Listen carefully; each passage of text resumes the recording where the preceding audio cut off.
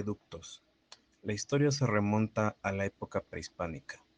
Fue una de las obras hidráulicas más importantes levantadas por los indígenas. Desde su fundación, la capital de la Nueva España recibía agua potable de la misma fuente utilizada durante años por los aztecas. Hace algunos siglos, la forma de abastecer de agua dulce a los habitantes de la ciudad era a través de fuentes públicas con líquido traído de otros lugares del valle. Con la construcción de los acueductos surge un oficio indispensable para transportar el agua: el aguador, personaje indispensable en la vida cotidiana de la Ciudad de México, desde el virreinato hasta fines del siglo XIX, pues cumplía con la misión de llevar agua a las casas que no contaban con un abastecimiento del líquido. El líquido llegaba a la ciudad a través de los acueductos que desembocaban en la caída de agua de las fuentes públicas. Desde ahí la cargaba a los hogares de los alrededores donde no contaban con agua corriente. Acueducto de Belén, o bien llamado Acueducto de Chapultepec. Fue remozada hacia el año 1779 y se levantaron 905 arcos que llevaban agua desde los manantiales del Cerro de los Chapulines por la llamada Calzada de Belén, hacia la fuente denominada Salto del Agua. Recorrieron una trayectoria de más de 3 kilómetros, pasando por la población de San Miguel Chapultepec hasta llegar a la calle del Niño Perdido, actual eje central. Hay 3 puntos a destacar. Fue conducto abastecedor de agua desde el siglo XVI hasta el siglo XVIII. Fue inaugurado en marzo de 1979 por el virrey Antonio María de Bucareli y Ursúa. Dejó de funcionar en el siglo XIX con la modernización de redes y fue derrumbado en su mayoría por mandato de Porfirio Díaz en 1896. Fuente de Belén o de la Templanza. Se construyó entre 1755 y 1760 y la inauguró el virrey Agustín de Ahumada y Villalón, Márquez de las Amarillas. Estaba ubicada a la entrada del bosque de Chapultepec, donde surgían los manantiales que dotaban de agua a la capital. Fuente del Salto del Agua. Esta pila fue construida en el siglo XVIII, específicamente de 1779. Por encima del emblema se aprecia un agua con las alas abiertas y una corona, propia de la monarquía española. Coronando la caja de agua se localizan dos damas esculpidas en la piedra, una indígena y otra española, dejando claro cuáles eran los dos grupos en la capital del virreinato de la Nueva España. Acueducto de Santa Fe, La Verónica o San Cosme. El acueducto de Santa Fe, construido en el siglo XVI, que llevaba agua de los manantiales del desierto de los Leones en Coajimalpa al zócalo de la ciudad. Acueducto de dos niveles, único en su género, que introdujo agua de Chapultepec en su conducto inferior y agua de Santa Fe en el superior.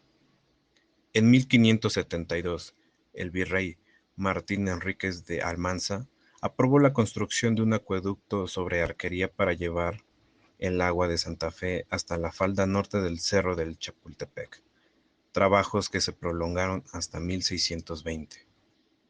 En 1620, el acueducto de Santa Fe comenzó a distribuir agua a la parte norte y centro de la Ciudad de México, mientras que la parte sur siguió recibiendo la de Chapultepec. Casi un siglo después, en 1710, el acueducto abastecía a 2/3 del total de los vecinos capitalinos. El nacimiento de agua de este acueducto era el manantial de Santa Fe. De ahí el agua se conducía por un conducto subterráneo y recorría la distancia entre Santa Fe y el bosque de Chapultepec, a través de cerros perforados y puentes sostenidos por altísimos arcos. De Chapultepec corría por la calzada de la Verónica, hoy el circuito interior. Doblaba en la actual calle de Virginia Fabregas y luego en la ribera de San Cosme, hasta la esquina que ahora forma el eje central y la avenida Hidalgo. Alameda Central con vista hacia el templo de San Hipólito, al fondo a la derecha y mostrando el acueducto de Santa Fe, al costado derecho de la Alameda. En total, el acueducto de Santa Fe tuvo dos fuentes, la de Tlaxpana o Fuente de los Músicos y Mariscala. Fuente La Tlaxpana. Al encontrarse con la toma de agua del Molino del Rey, el acueducto salía de Chapultepec hacia el norte, sobre la calzada de la Verónica, actual circuito interior, donde se le incorporaba una hermosa fuente, y ahí doblaba hacia el oriente para terminar en la alcantarilla de la Mariscala, a espaldas de la Alameda Central. La Tlaxpana o Fuente de los Músicos. Esta fuente fue captada por William Henry Jackson alrededor de 1880, de acuerdo a su estilo incluyendo diversos personajes típicos de la época. Fue abandonada y finalmente demolida a fines del siglo XIX. Fuente de la Mariscala. El acueducto de Santa Fe remataba en una última fuente denominada de la Mariscala, como era costumbre entonces, en virtud de encontrarse enfrente de la casa denominada de igual manera. La ubicación era a un costado del convento de Santa Isabel, terrenos que hoy ocupa el Palacio de Bellas Artes. Con las obras modernas de Porfirio Díaz y su idea de progreso, las calles asfaltadas iban extendiéndose junto con la mancha urbana.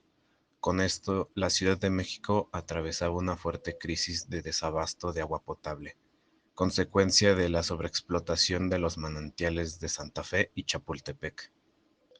Se decidió que Xochimilco fuese responsable de proveer de agua a la capital del país, a través de los 14 manantiales que se encontraban, los cuales eran utilizados por la poca gente que poblaba el lugar para el riego de sus chinampas, para vender sus mercancías en la Merced, beber de la misma agua y alimentarse de la fauna marina que se encontraba. Edificado entre 1905 y 1908 bajo la supervisión del ingeniero Manuel Marroquín Rivera, el sistema original proveía de agua a la Ciudad de México con líquido proveniente de los veneros de Xochimilco, Xitla y Tlalpan, gracias a un acueducto que corría bajo lo que hoy son Canal de Miramonte y las avenidas División del Norte, Nuevo León y Alfonso Reyes, para llegar a la estación de bombeo de La Condesa. Para el año de 1942, la demanda de agua crecía y los manantiales ya no daban abasto para satisfacer las necesidades de la ciudad, por lo que se decidió ampliar la red añadiendo el caudal del sistema Lerma. A pesar de que el acueducto de Xochimilco benefició a gran parte de la población de la Ciudad de México, ya que surtió en 1913 a 11,000 casas, no podemos considerarlo como una obra de beneficio social, claro, en su totalidad, porque los habitantes de Xochimilco resultaron ser los más perjudicados.